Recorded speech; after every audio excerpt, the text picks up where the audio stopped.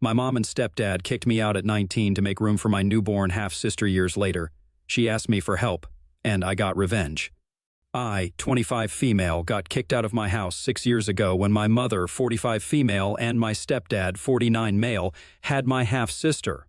My mother had me when she was really young, and her grandparents and parents were really old school and strict, so they forced her to have me. She hadn't even wanted to tell them that she was pregnant, but unfortunately, my dad didn't know it and told them before she could say anything. From what I've heard, she took the pregnancy test, and as soon as she saw that the results were positive, he called both their parents up and told them everything, because he thought that this was news that she would want to share with them. He didn't even wait to ask her, which was pretty stupid of him, but then again, that's just how my dad is. Needless to say, they broke up shortly after that, and since they were never married, it was a much easier process. My parents had met each other in college and had been together for a year when they got pregnant. But after this little thing that my dad did, my mom dumped him. But she couldn't get rid of me because her family already knew, and they said that if she terminated the pregnancy, they would disown her, and so she had to go through with it. I know the story because she has told it to me several times and keeps reminding me how lucky I am to even be alive today because, had it been in her hands, she never would have had me. It is always such a nice thing to hear from your mother. She claims that I am the result of my dad's stupidity, which makes her even more annoyed with me than she usually would be. And that's why I had been raised to make myself as invisible as possible. My grandparents and great-grandparents made sure that I was born, but they didn't account for what would happen to me after that.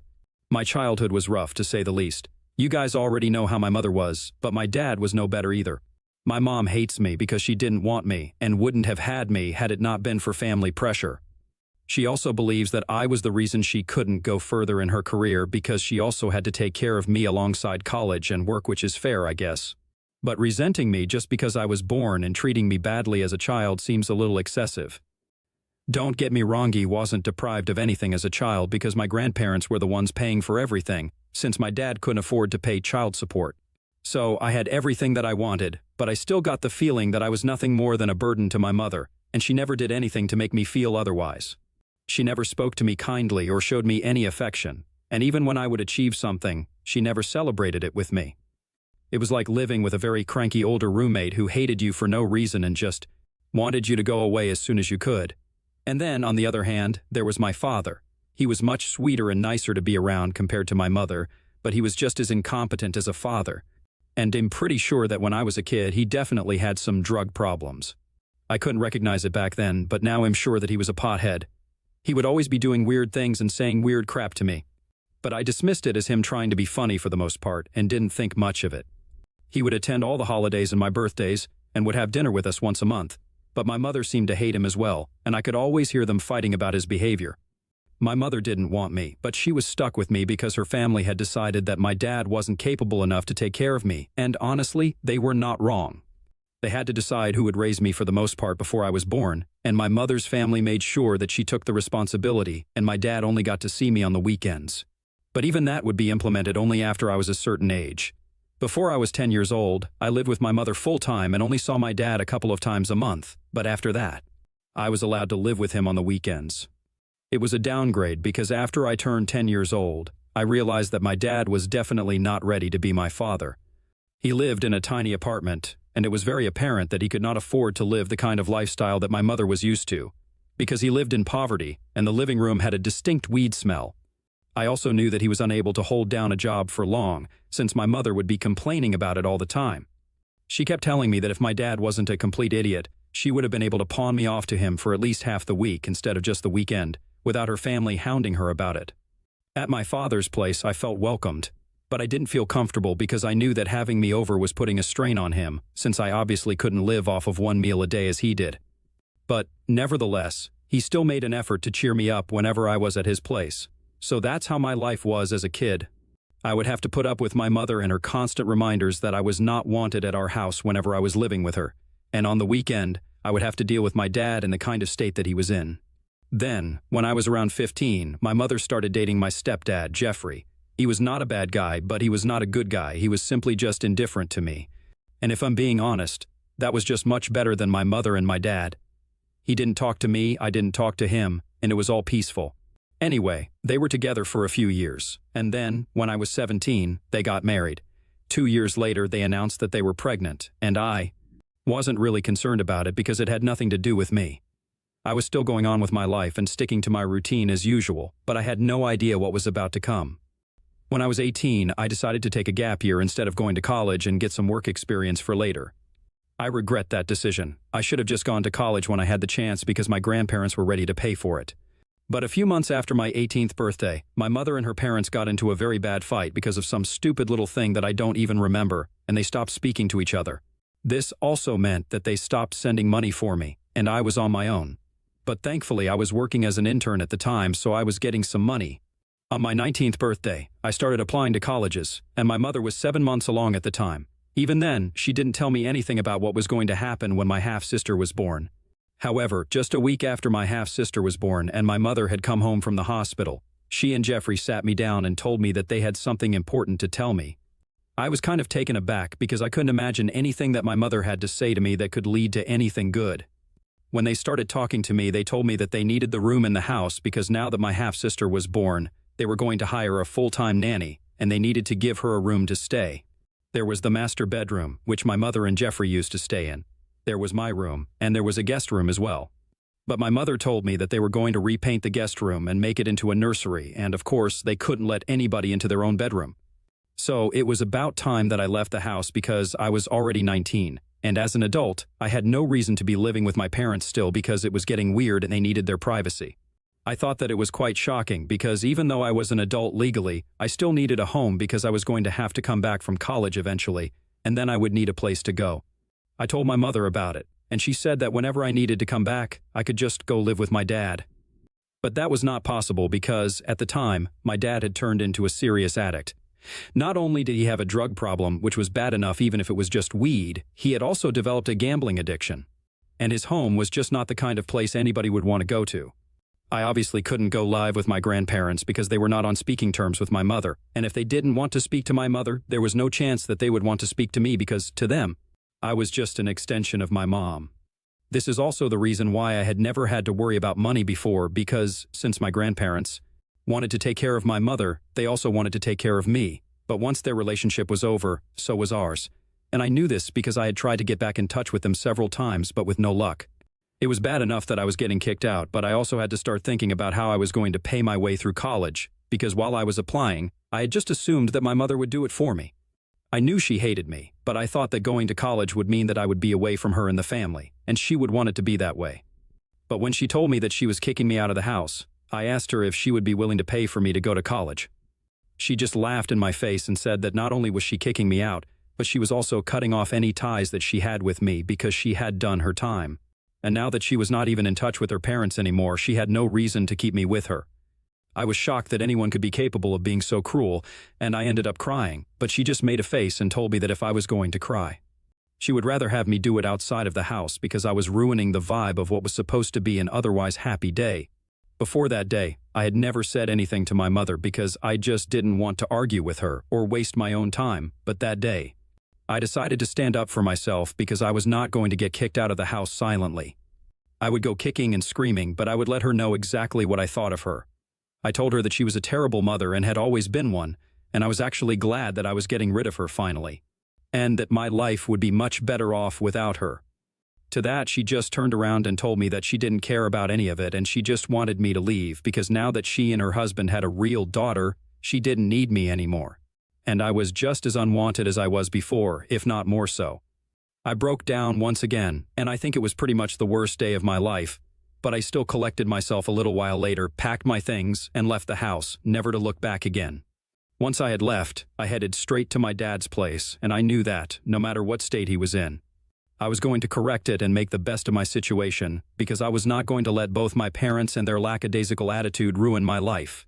Once I got there, I realized that my dad was in pretty bad shape, and his house was even worse. I couldn't even tell the last time it had been cleaned thoroughly from the looks of it, and there was trash all over the floor. And he probably hadn't even showered in a really long time by then. I knew that he hadn't had a job for almost a year at that point. He was losing money left and right because he had a gambling addiction.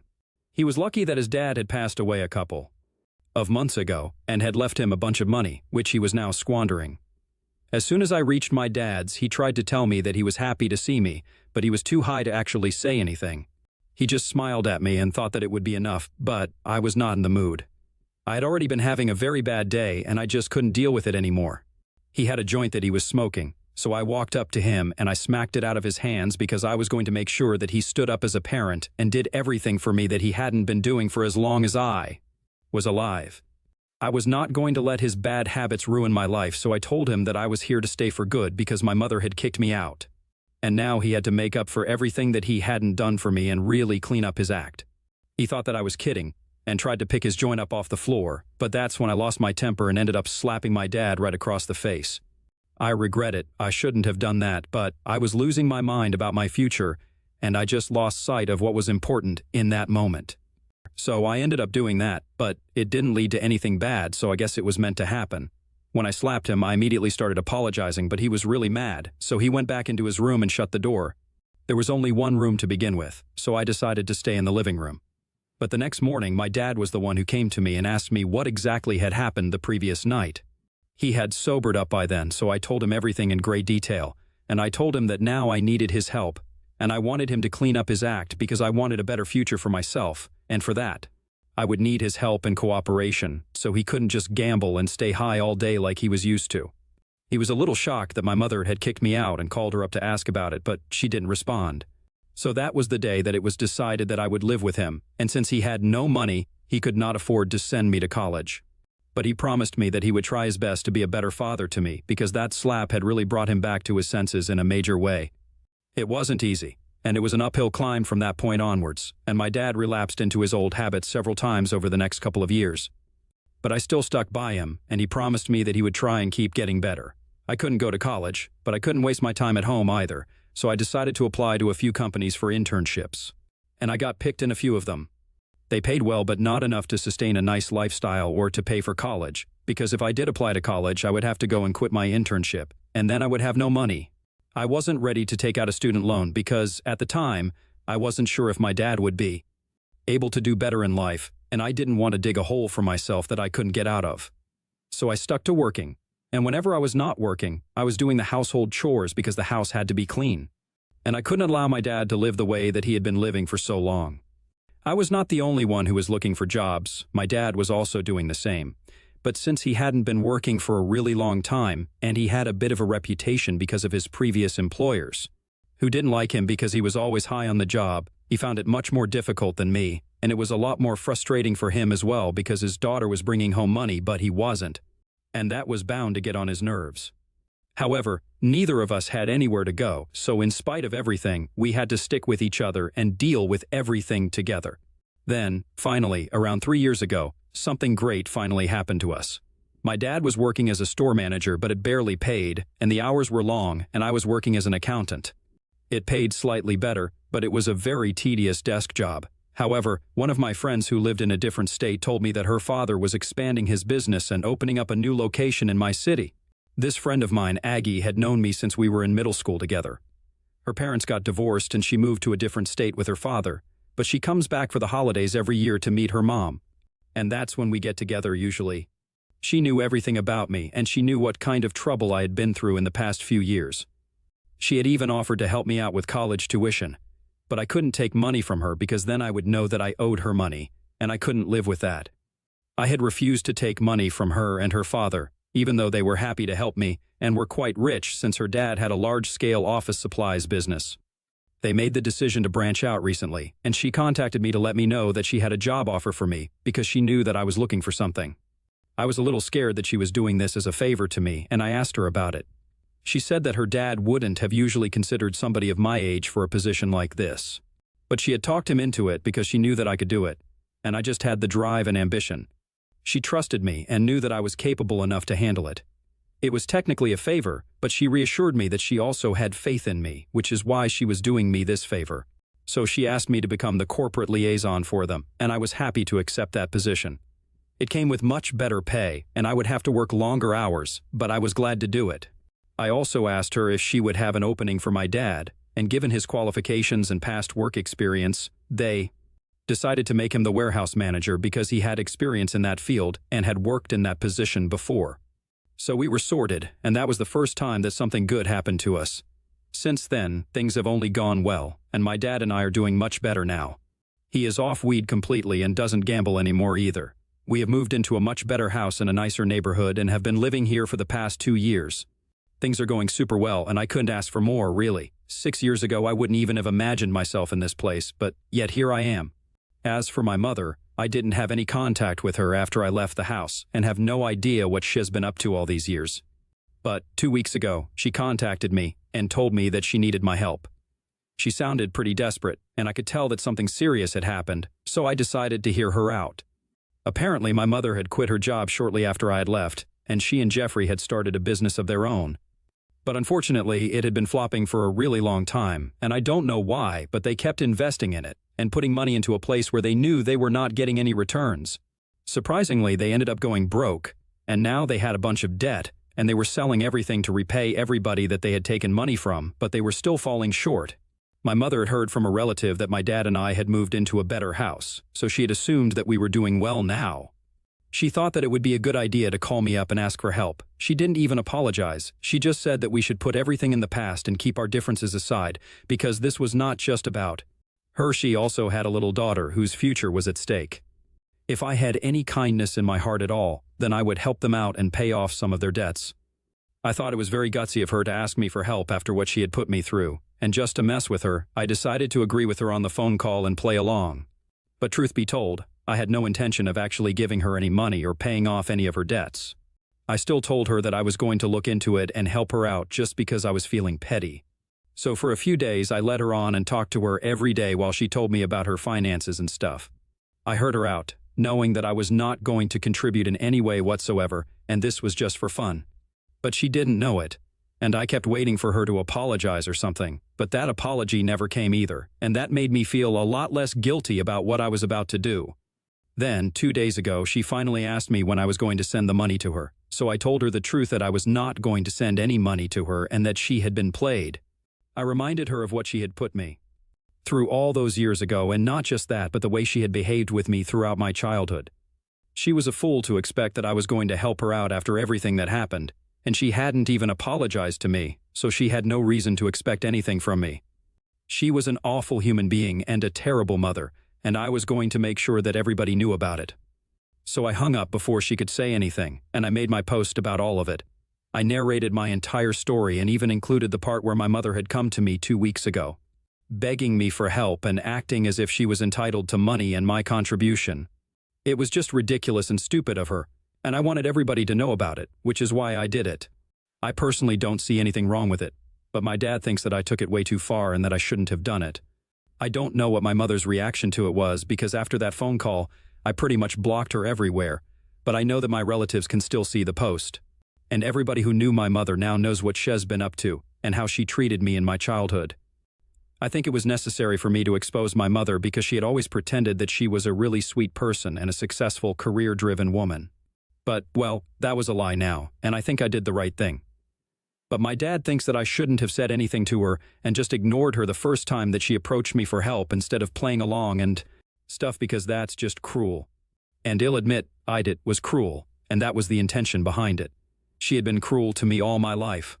I think this was fair game, and I'm not in a movie. I don't need to do everything right and set an example for other people. I can just do what I want. But anyway, my dad thinks that I took it too far, and now he's insisting that I apologize.